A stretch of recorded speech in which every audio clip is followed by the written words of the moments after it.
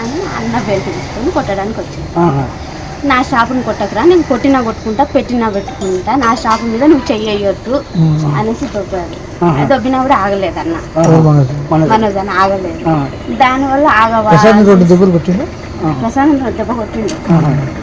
అన్న. సార్ ఏంటంటే కొట్టొద్దు నా షాపు, నేను భయం పెట్టుకుంటాను, కొట్టకురా అన్నాడు. ఇద్దరు దానివల్ల ఇక ఆ స్టాప్ గురించి ఎంతో గొడవ, తండ్రి కొడుకు నెట్టుకున్నారు. అసలు దెబ్బలు అంటే దెబ్బలు అడగలేదు, ప్రే చేసుకున్నారు. దెబ్బలు తగినంత ఇది ఏం పాత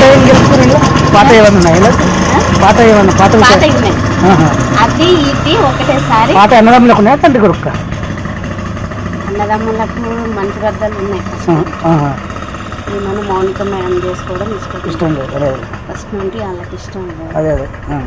దానివల్ల కొంచెం వాళ్ళు ఫస్ట్ నుండి డిస్టర్బెన్స్ ఆ విషయం కూడా. ఎవరికో బాబు ఉన్నాడు, ఆల్రెడీ బాబు ఉన్నాడు కాబట్టి వాళ్ళకి ఇష్టం లేదు. ఇంకా దానివల్ల అది జాబు వల్లనే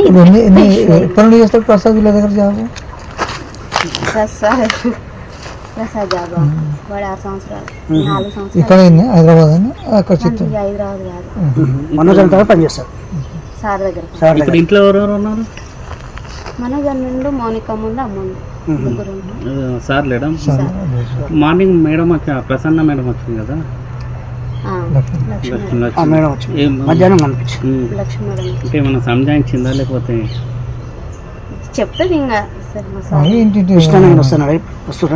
ఫోన్ చేస్తా మాట్లాడు. అన్న నా ఫోన్ అందరి ఫోన్ హ్యాండ్ ఓవర్ చేసుకున్నాడు, కానీ నా మీద నమ్మకం ఎక్కువ. నా ఫోన్ ఒక్కటే హ్యాండ్ ఓవర్ చేసుకున్నాడు. సార్ దగ్గర ఎన్ని గంటలకు అయింది? నైట్, శనివారం నైట్. అంతేనా? ఇక్కడ ఇంకా సారు ఇక్కడ ఏం జరుగుతుందో తెలుసుకోవడానికి ఫోన్ చేస్తాను. అన్న రాడు, నాకు తెలిసి మా విష్ణు అన్న రాడు.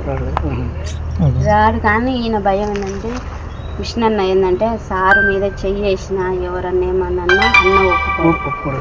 ప్రాణం తండ్రి కొడుకు పెద్ద కొడుకు చెయ్యేసిండు. అందుకని డాడీని ముట్టుకుంటావా అని కోపం ఉంటుంది అన్నకు, అంతే తప్ప.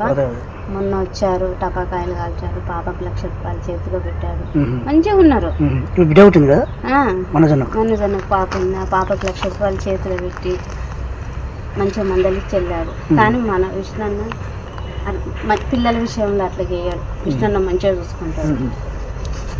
ఇక 1,00,000 రూపాయలు నాకు వద్దు, మమ్మీ పంపించేసేయని మళ్ళీ